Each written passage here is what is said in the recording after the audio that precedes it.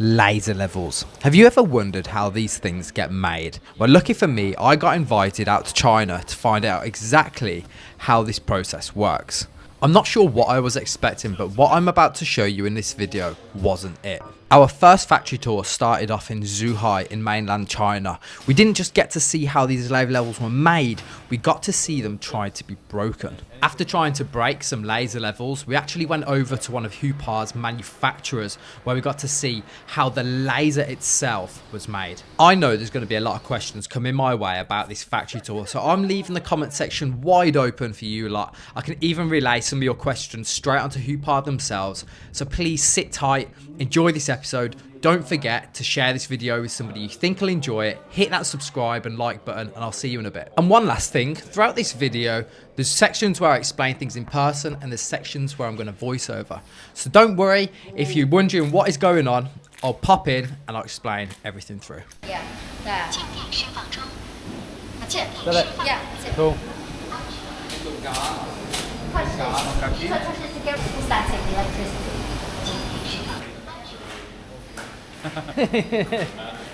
So the staff, they're all wearing anti-static electricity shoes. But look there, those shoes. They're all anti-static electricity. All the workers here.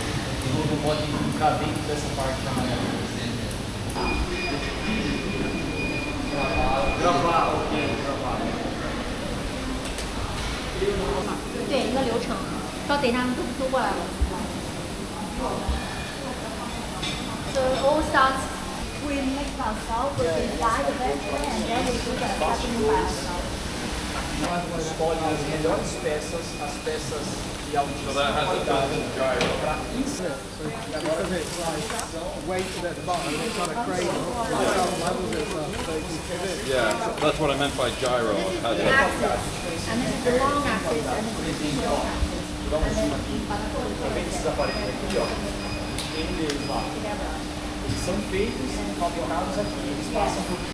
When we came into this main workroom, you'll be able to see that there was some sticky tape on the floor. This was to take any dust off the bottom of our shoes as we were walking in and out of this production area. And there was also a stick which we had to put our hand on, which taken any static, like electricity, away from us as well, which could have caused problems through this process. Don't ask me why, I don't know that. But anyway, we are now at the very start of the production line within this room.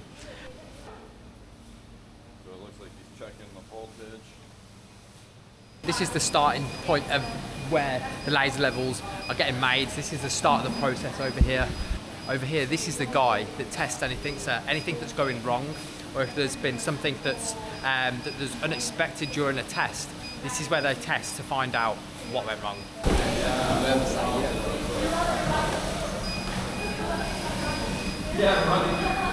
Let's move on to the next.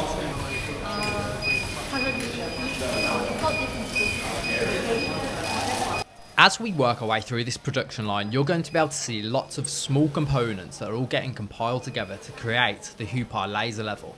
Now, there are over 32 or 36 different types and sizes of the Huepar laser level. But right now, we've got to a super interesting part, which is the calibration machines and how Huepar make sure that their laser levels are absolutely perfectly level before they even leave the factory. Okay. Every morning they come in to make sure everything is accurate. Every morning to fine adjust everything. So these guys, like a master calibrators. To calibrate the machines. To calibrate the machine, and then they can start the day of calibrating the laser. Wow, every day. Gotcha. Every day morning. Yeah. So that's to calibrate the calibration machines, Exactly. to calibrate the lasers. Well, here's the big question. What calibrates these? Let's just make sure they are okay. This is the checking record every day when we do the Wow. calibration regarding the. This is the check-off list for every single day? Yeah, every day. Wow. So there you could see me, Sean from Canada, and some of the other guys joking around saying, well, what calibrates this calibration machine that's in front of you that calibrates all of the other calibration machines within the room? And basically that gets sent off to get checked, third party somewhere. But yeah, these things are massive. In a bit, we're actually going to show you how it looks on the screen, so you can see like the actual where the lasers are running into the sensors, so that they test this. And this was a view from one of the windows as we moved into the other room.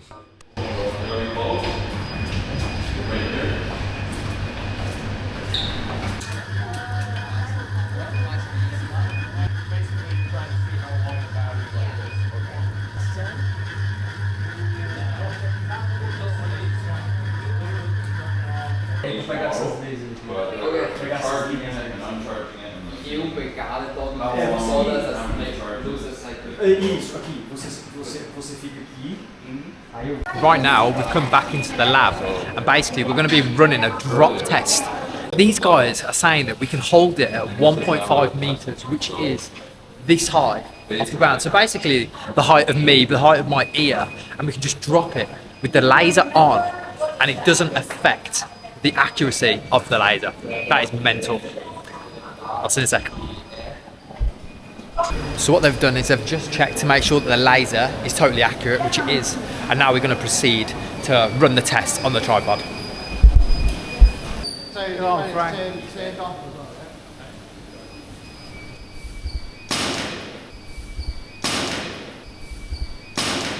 Oh, man. Turned on. Sounds pretty good. And then we check the accuracy again.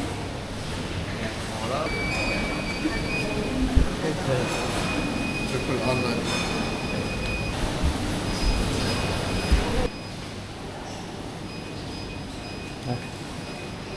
Wow.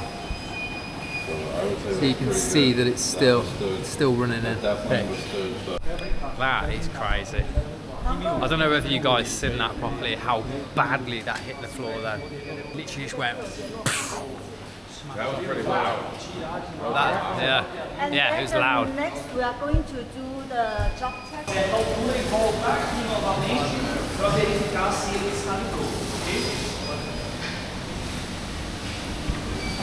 O que acontece, ó? Tá vendo aquelas linhas lâminas lá? Got my chin height. Agora o que a gente vai fazer? Oh, man. Oh, man. Vamos lá, olha lá. Tá ligando e desligando normalmente, ok? Só soltar. Ele caiu de uma certa altura, de 1 metro e mais. É isso. And then you can see that Eddie has just dropped that from 1.8 meters, which is basically the size of the top of my head, and it is just showing accurate, just as accurate as before it got dropped. Mental. 我想用这个给它锁住。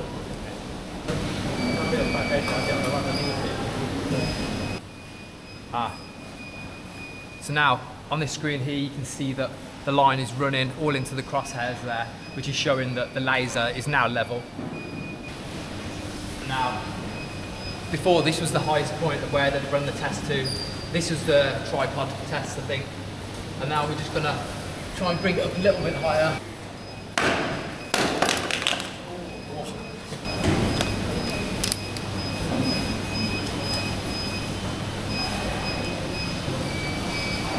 Wow. Okay, so after it's just been dropped nearly 2 meters, we're gonna pop it back on here. Is it slightly out on the third one, do you think? It's a little bit out of the A little bit accuracy. out. So at this point, we decided to go above what Huepar had ever tested, which is like just over 2 meters. I reached up as high as I could, and it has knocked it ever so slightly out of level.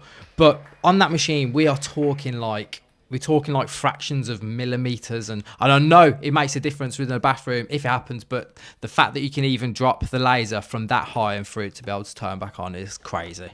We finished up our first factory tour day by putting some of the components of the Huepar laser level into a salter, and this exposes components to high levels of salt and humidity, and then the following day we check them over.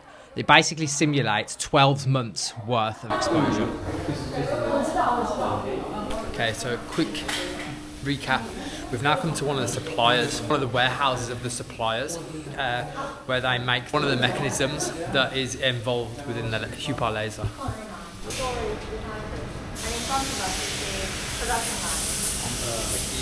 Okay, so this is the production line now that we're about to go through. So I'm going to let you guys just enjoy this. I'll speak to you in a bit.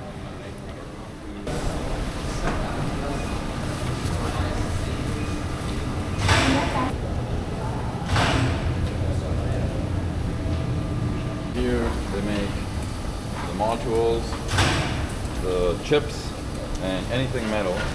So we're walking through the assembly line right now. It's a laser dial.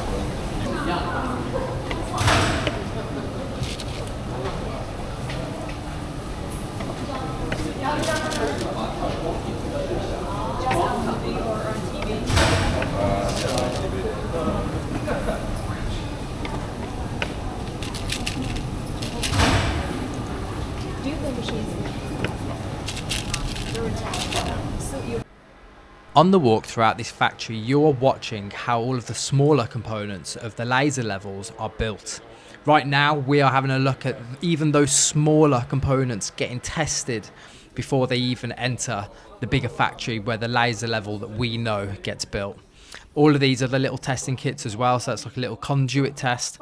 And here, this was insane because they even have a room where they are playing around, having a little bit of fun and just trying out new things, seeing what they can come up with.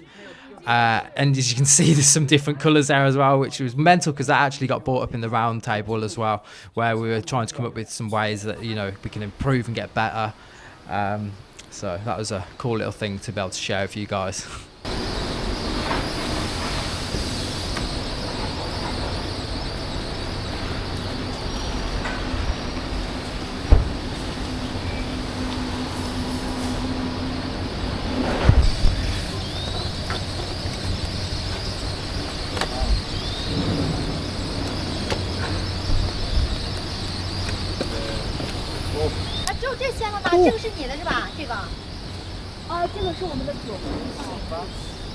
Did you see this? I bought one at Beach before I came. What flavor is this? Let's see.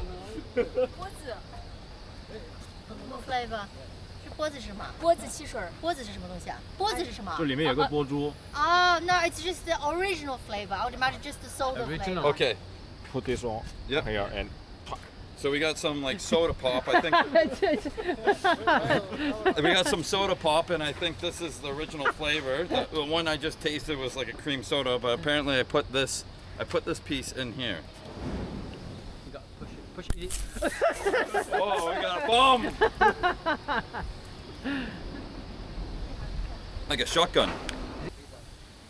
Oh, there's a ball. What's the ball for? Yeah, because that was what was stopping all of the liquid coming out, and now it's in there. You can drink it. Oh, look at that! Yeah, you can Single drink it. use. I don't know. Slightly different, but try that. We actually got gifted from one of the restaurants that we ate at some bottles of pop. It's like some traditional Japanese pop, and some little biscuits and crackers and whatnot. But they had a little ball in the top of it, and you had to like pop it down with the lid. And when we done ours exploded, and it was Sean's turn to go. That was quite comical. But we are driving now from one of Huepar's factories back to the main production line, because some of the tests that we've done earlier in this episode, where we put some of the small components of the laser level in that salter, which exposes those parts to like high levels of humidity and contact with salt, which simulates being in like different parts of the world and whatnot.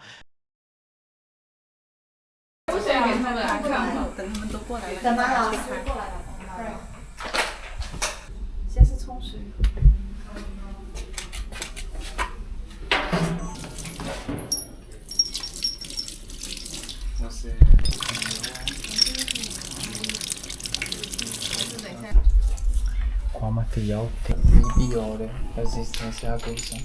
Ah, ok. Você... This side for charge though. It's the cradle, yeah.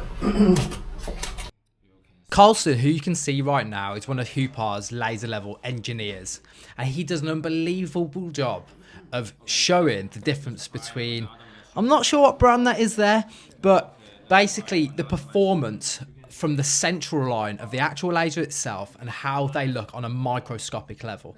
Now, I know a lot of us could sit here and go, well, you know, you don't need to look at it in this much detail, but what they're doing is they are showcasing the difference between that, what you just saw on the screen, and now one of their own laser levels, which shows that the point, the very peak and center of that line is just an absolute point, which really is what you want your laser to perform like. You want it to perform like a razor, like a knife. But guys, that brings us to the end of this episode. I'd love to know what your favorite part was, and if you could leave that down in the comments below, that'd be amazing. Once again, don't forget to subscribe, hit that like button, and guys, I'll see you on the next one.